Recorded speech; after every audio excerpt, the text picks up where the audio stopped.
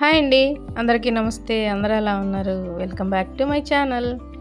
ఇది ఫ్రైడే పూజ కోసం చేసుకున్న ప్రిపరేషన్ వీడియో అండి. ఇంట్రెస్టింగ్గా ఉంటే వీడియో మొత్తం చూసేయండి. నచ్చితే ఒక లైక్ చేయండి.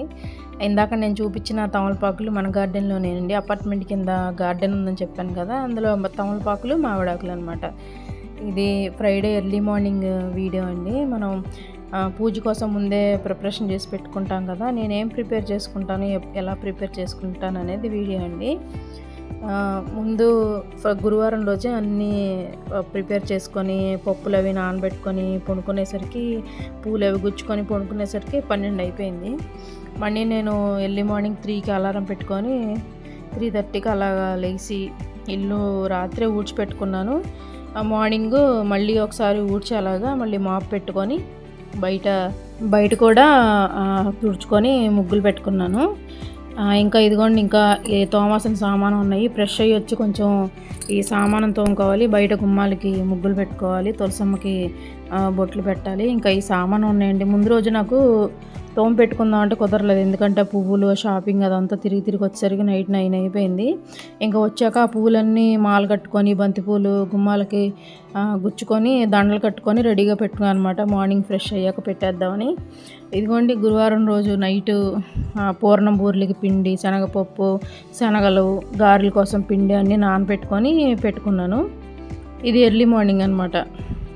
రాత్రి ఇంకా స్టవ్ అంతా కడిగి పెట్టేసుకున్నాను. అన్నీ చేసుకొని క్లీనింగ్లన్నీ అయిపోయి పడుకునేసరికి 12 అయింది. ఇంకా ఫ్రెష్ అయ్యి వచ్చి ఇదిగోండి గడపకు ముగ్గులు పెట్టుకుంటున్నాను. గడప మహాలక్ష్మిని సిద్ధం చేసుకొని మనం తర్వాత నేను గుమ్మంలో మాపు పెట్టుకొని ముగ్గేసుకున్నాను. ఎందుకంటే అక్కడ అంతా తొక్కుతాం కదా, ముందే ముగ్గేసుకుంటే పాడైపోద్దని నేను ముందు గుమ్మానికి ముగ్గులు పెట్టాక తర్వాత గుమ్మంలో వేసుకున్నాను. ఇంకా మళ్ళీ వెళ్ళి చూసారా, నాతో పాటు లేచి అలా తిరుగుతుందో నాతో పాటు. ఇంకా నేను ఎప్పుడు లేస్తే అప్పుడు లేచి నా వెనకాలే తిరుగుతూ ఉంటుందండి అసలు. ఇదిగోండి, గుమ్మానికి బొట్లు పెట్టేసుకుంటున్నాను. గుమ్మానికి బొట్లు అయ్యాక గుమ్మం బయట మాపు పెట్టుకొని ముగ్గు పెట్టేసుకున్నాను.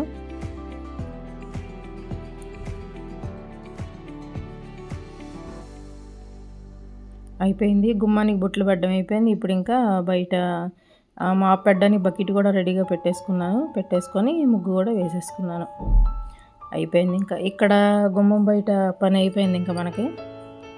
ఇంక ఇప్పుడు మళ్ళీ లోపలికి వెళ్ళి తులసమ్మ కుండికి పసుపు బొట్లు పెట్టాలి, తులసమ్మని రెడీ చేసుకోవాలి. మార్నింగ్ 4:30 అలా అయిందండి టైం. ఇప్పుడు మీకు అటు బయట చూస్తే చీకటిగా కనిపిస్తుంది. ఇంకోటి గుమ్మాలకి తోరణాలు కూడా నేనే కట్టేసుకున్నాను. ఆ రోజు హాలిడే అవ్వడం వల్ల వీళ్ళెవరు ఇంకా లేగలేదు. నాకు నచ్చిన విషయం ఏంటంటే, ఆ రోజు సెలవు కదా, ముందు ఫ్రైడే రోజు నాకు కుదరలేదు చేసుకోవడానికి. చక్కగా ఈసారి అందరికీ సెలవు కదా, ఇంట్లో ఉన్నారు, నాకు కొంచెం హ్యాపీ అనిపించింది. ఎప్పుడు ప్రతిసారి ఏంటంటే వీళ్ళు స్కూల్కి వెళ్ళడం, మా వారు ఆఫీస్కి వెళ్ళడం, ఇంట్లో ఎవరు ఉండరు, ఒక్కదాన్ని చేసుకునేదాన్ని. ఈసారి హ్యాపీ అనిపించింది నాకు అసలు. ఇదిగోండి, తులసమ్మకు బొట్లు పెట్టేసరికి ఇంకా తెల్లారి కూడా అయిపోయింది. తులసమ్మకు బొట్లు పెట్టేశాను, గడపకు ముగ్గులు పెట్టేశాను. ఇంకా లోపలికి వచ్చి ఆ పప్పులు ఏమన్నా ఉన్నాయి కదండి, పొద్దున్న అవి మిక్సీ వేసేసుకున్నాను. ఇంకా పొయ్యికేమో బొట్లు పెట్టేసుకున్నాను. మనం నైవేద్యాలు ఉండడం మొదలుపెట్టినప్పుడు అగ్నిదేవుడు ఆశీర్వాదం ఉండాలి కదా, బొట్టు పెట్టుకొని స్టవ్ వెలిగించుకున్నాను. ఇంకో పెద్ద టాస్క్ ఏంటంటే దేవుడి సామాను ఒకటి తోమాలి. ఇవి కూడా తోమేసుకున్నాను నేను. పిండి రుబ్బి అన్నీ పక్కన పెట్టేసుకున్నాను, పక్కకు సెదిరేసుకున్నాను అడ్డం లేకుండా. ఇంక ఈ బియ్యం చూసారా, మనం రైస్ బ్యాగ్ తెస్తాం కదా, రైస్ బ్యాగ్ తెచ్చినప్పుడు ఫస్ట్ బియ్యం దేవుడికి తీస్తాను అనమాట. మనం నైవేద్యాలు వండుకోవడానికి, అక్షంతలకి, దేవుడికి పనికి వస్తాయి కదా, అందుకే నేను అలా పక్కన పెట్టేసుకుంటా. నాకు వెండి కలశం ఉందండి. వెండి కలశం ఉన్నా కూడా నేను వరలక్ష్మి వ్రత కలశం మాత్రం నేను ఇలాగ రాగి పాత్రలోనే పెట్టుకుంటా. ఇది కొత్తది, లాస్ట్ ఇయర్ ఉన్నది సొట్టలు పడి పాడైపోతే ఈ సంవత్సరం మళ్ళీ డీమార్ట్లో కొత్తది తీసుకున్నాను. అది చాలా బాగుందండి, మందంగా ఉంది. రాగి పాత్ర బాగుంది, రాగి చెంబు. ఇదేమో మామూలుగా వాడతాను, కానీ నేను వరలక్ష్మి వ్రతానికి మాత్రం రాగి చెంబులోనే కలశం పెట్టుకుంటాను నేను. ఇంకా చిన్న సామాను అన్నీ తోమేసి అలా పక్కన పెట్టేసుకున్నాను. అంటే మనం 2 చోట్ల పూజ చేయాలి కదా, మన దేవుడి గుళ్ళో చేయాలి, వ్రతం కాడ చేయాలి, తులసమ్మ కాడ చేయాలి కదా. వ్రతం కాడికి సపరేట్ సామాను ఉంటాయి, అవి కడిగి పెట్టుకున్నా. ఇదిగోండి లక్ష్మీ రూపు. నేను గత 10 ఏళ్ళుగా ఈ ఒక్క రూపే వాడుతున్నానండి. అంటే తీసుకోలేదు నేనే, ఎందుకంటే రూపు కడుక్కొని వాడుకోవచ్చు అన్నారు కదా, చిన్న వస్తువులు ఎందుకులే కొనడం అని అమ్మవారి లక్ష్మీ రూపు. నేను అలాగా దేవుడికి బంగారం పెట్టేటప్పుడు నేను అలా పాలల్లో శుద్ధి చేసుకుంటానండి. మనం ఎప్పుడు పడితే అప్పుడు వేసుకుంటాం కదా, అందుకని నేను అలా పాలలో కడుక్కుంటా. ఇంక ఇక్కడ చూసారా, ఈ సంవత్సరం నేను కూడా పేడతో అలికాను. మాకు ఎదురుగానే దొరుకుద్ది పేడ. నేను ఈ మధ్య చాగంటి కోటేశ్వరరావు గారి ప్రవచనాల్లో వినిపిస్తుంది కదా పేడతో అలుక్కోవాలని చెప్పి. ఇంతకుముందు నేను ఏం చేసేదాన్ని అంటే పసుపులో పూజా షాపులో గోమూత్రం దొరుకుద్ది కదా, ఆ డబ్బా తెచ్చి పెట్టుకొని పసుపులో గోమూత్రం గంగాజలం వేసి అలుక్కొని నేను అష్టదళ పద్మం ముగ్గేసుకొని పీటకం పెట్టుకునేదాన్ని. ఇంకసారి మనకు ఎదురుగానే దొరుకుతుంది కదా, ఇంతకుముందు అంటే దొరికేది కాదు, మాకు ఎదురుగానే ఉన్నారు ఆవులు అని చెప్పానుగా. నేను మొక్కల కోసం గెత్తను తెచ్చుకుంటాను కదా, వాళ్ళ దగ్గరికి వెళ్ళి మార్నింగ్ వెళ్ళి ఒక కొబ్బరి చెప్ప నిండా ఆవు పేడ తెచ్చుకొని అలుక్కొని అలాగ చక్కగా ముగ్గేసుకున్నాను. ఒక మంచి విషయం తెలిసినప్పుడు మనం దాన్ని పాటించడం వల్ల తప్పులేదు కదా. నాకు ఇంతకుముందు తెలియదు ఇలాగ అపార్ట్మెంట్లో టైల్స్ మీద అలుక్కొని ముగ్గేసుకోవచ్చని. ఈ మధ్య షార్ట్స్లో వింటున్నాను నేను చాగంటి గారిది ప్రవచనం. అదిని నేను సరే మనకు అందుబాటులోనే ఉంది కదా, దొరకట్లేదంటే అనుకోవచ్చు, దొరుకుతుంది కాబట్టి తెచ్చుకోవడం తప్పులేదని అనిపించింది. పేడ ముట్టుకోవడానికి నాకేమీ స్మెల్ అలాంటి నాకు ప్రాబ్లం లేదండి, ఎందుకంటే చిన్నప్పటి నుంచి పేడకళ్ళు చల్లిన వాళ్ళమే కాబట్టి మనకు అంత ఇబ్బంది ఏమి ఉండదు. ఆవు పేడ కూడా చాలా మంచిది కదా.